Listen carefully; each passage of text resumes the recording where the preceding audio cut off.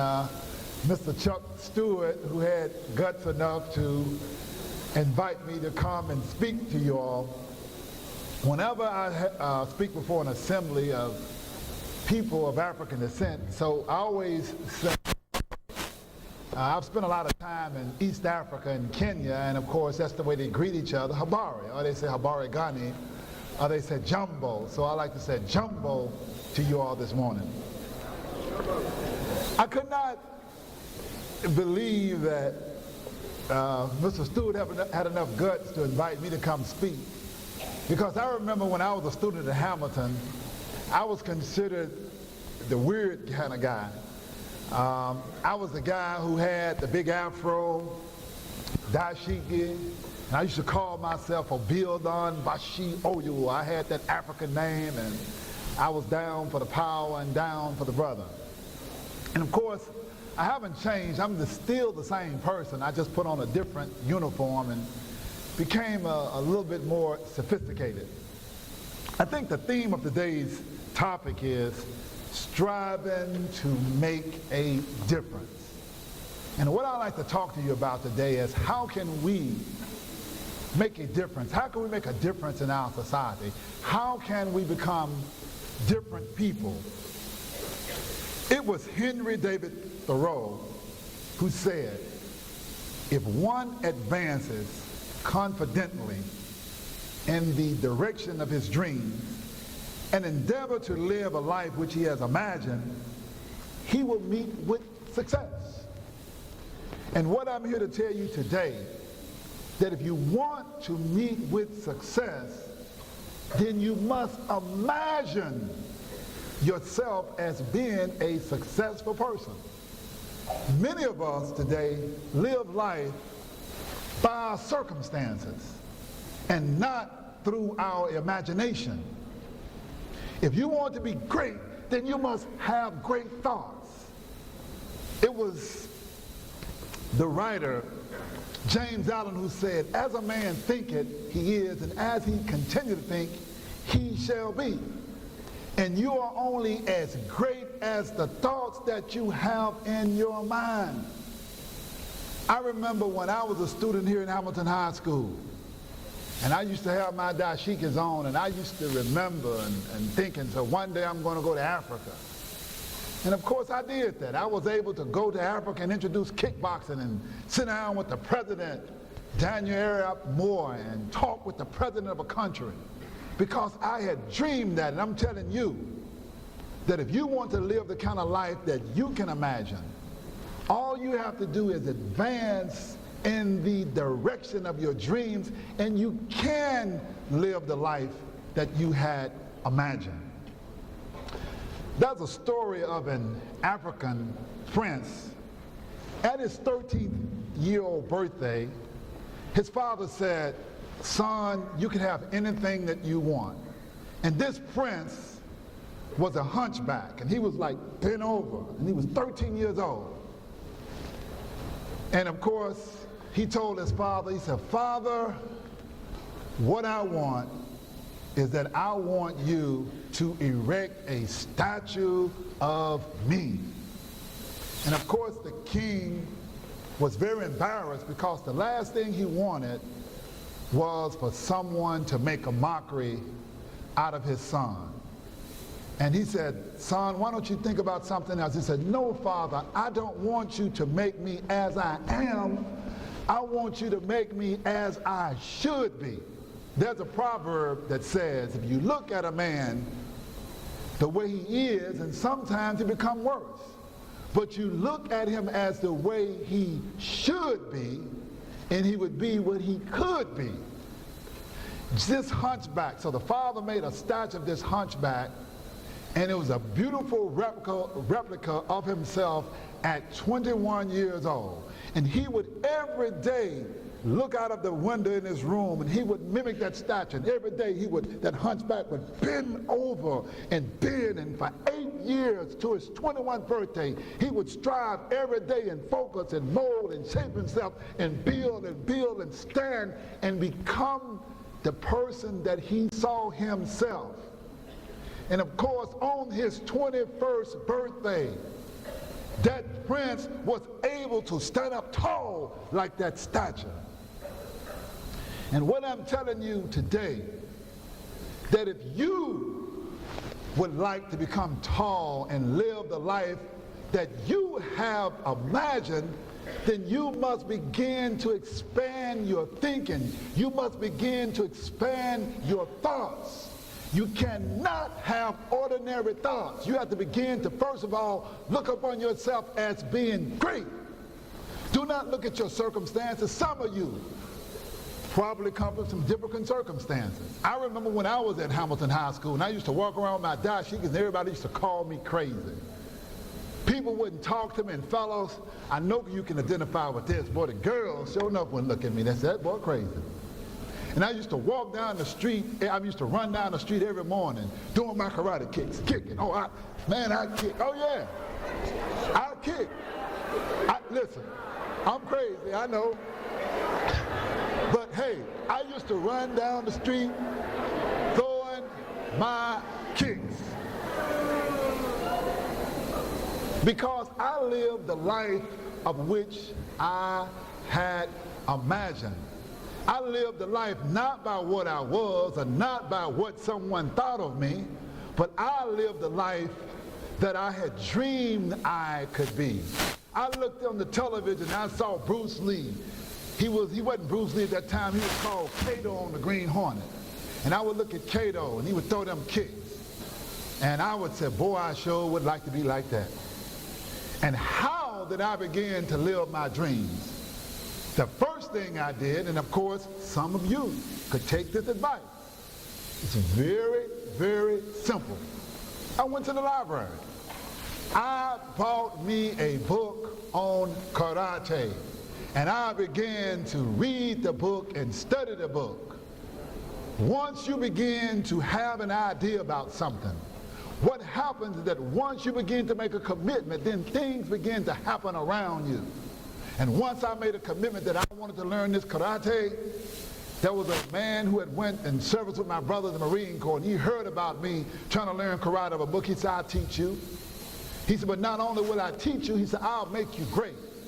What this individual did was gave me a higher vision of myself. Not the way that I was, because among my friends, I was considered goofy.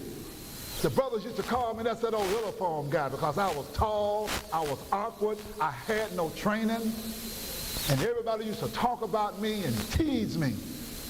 And of course, I decided that I was not going to live my life that way. I wanted to be something different. I wanted to live life by my imagination. I want to live my life by my dreams. And I began to study my karate.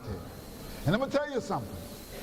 When you begin to live your dreams, don't expect everybody to say, oh, you're living your dreams, isn't that wonderful? I would love one day. No, they're not going to say that. All the boys on the corner used to just say, there go that fool running down the street. The girls would not even talk to me. Nobody would talk to me. Even my own daddy used to jive me all the time. I remember one day I was out in the yard trying to live my dreams.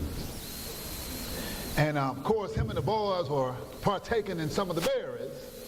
And of course, there I was, kicking. And so, you know, we got a brick wall, and I would commence to lift my leg up, and I would kick, bam, I kick the wall. Boom, boom, boom. All of a sudden, my dad comes out, and he said, boy, I'm not going to tell you what he said, because they kick me out if I tell you what he said. He said, bring your so-and-so and so-and-so in this house. Are you a fool kicking this house? And boy, there you go. And he takes a sip off the berries, him and the guys, and they giggle and they joke and they laughed and they talked about me.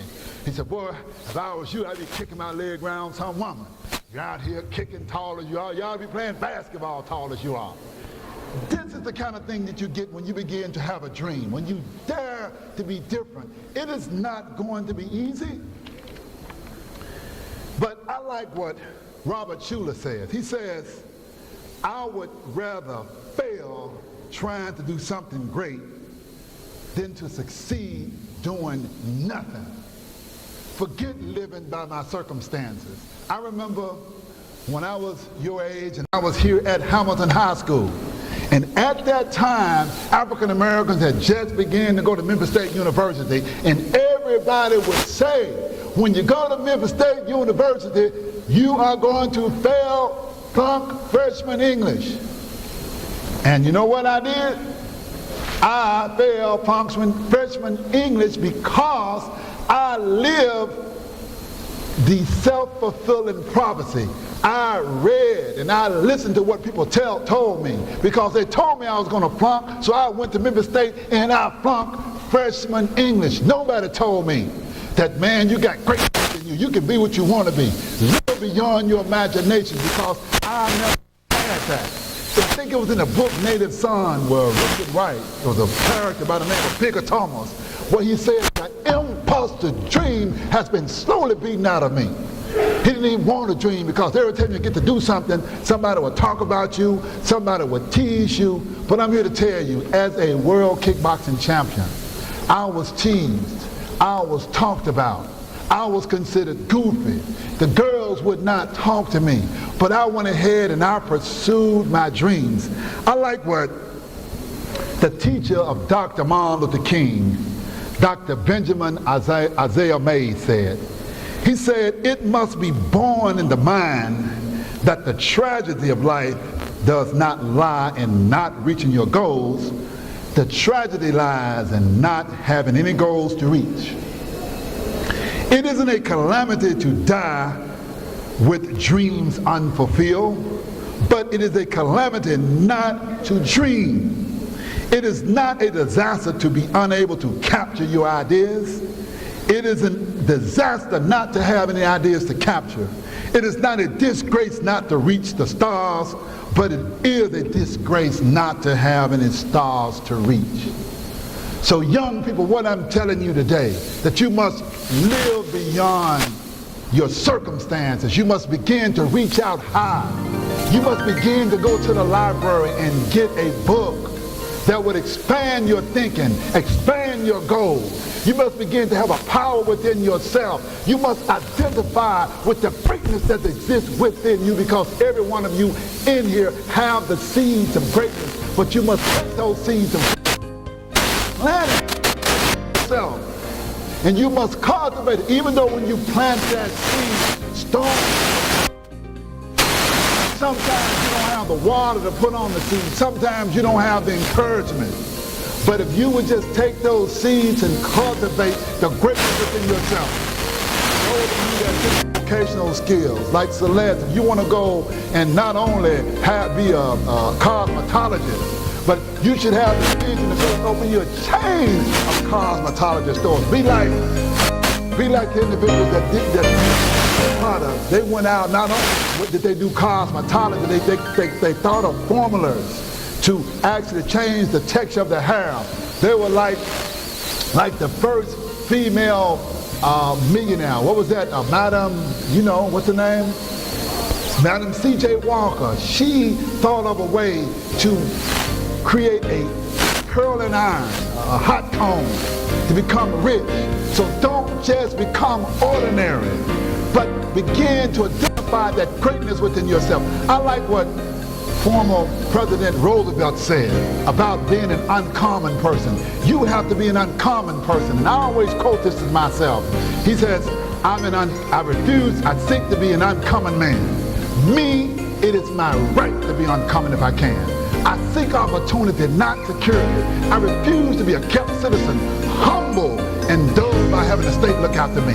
I want to take the calculated risk, to dream and to build, to plan and succeed. I refuse to live from hand to mouth. I prefer the challenges of life to the guaranteed existence, the thrill of fulfillment to the stale calm of utopia. I will count before any master and I will bend to any friend. It is my heritage, and I'm afraid this I have done. So young people, what I'm here to tell you, that you must expand your mind. You must expand your thinking. You cannot fly like an eagle if you're going to run around with the pigeons. Pigeons and eagles don't fly together. Eagles fly above, high like an eagle. You heard that song, but you must begin to get those higher thoughts in your mind. You must separate yourself. Who you're associate with says who you are. If you want to become great, then you got to hang around great people. If you have no great people to hang around, then go to the library and read a story about Frederick Douglass. Read stories about Booker T. Washington. Go to the book and get the book and read the book about Leaning Against the Odds by John H. Johnson. Read some powerful, inspirational books. Listen to some inspirational tapes. Build yourself up. Talk to yourself. Look into the mirror and tell yourself that you are somebody. I like what Jesse Jackson when he says, I am somebody. I am somebody. And this is what I want to tell you, that you are somebody, that you have something special within you. Do not walk around and be a common, ordinary person, but identify with the greatness that you have within yourself. I'm going to conclude with something that I always hear motivational speaker Les Brown says. He says, if you want something bad enough to go out and fight for it, to work day and night for it, and if you give up your time, your sleep, and your peace for it, and if all you can do is dream and scheme about it, and life seems useless and worthless without it, and if you gladly sweat for it and fret for it and plan for it and lose all your terror opposition for it, and if you simply go up that thing you want with all of your capacity, strength and sagacity, faith, hope and confidence, and stern pertinacity, if neither cold, poverty, famine, gulf, pain, or body or brain can keep you away from it, if you dog it and grim it, but siege it, but set it, with the help of your God, you'll get it. Thank you very much.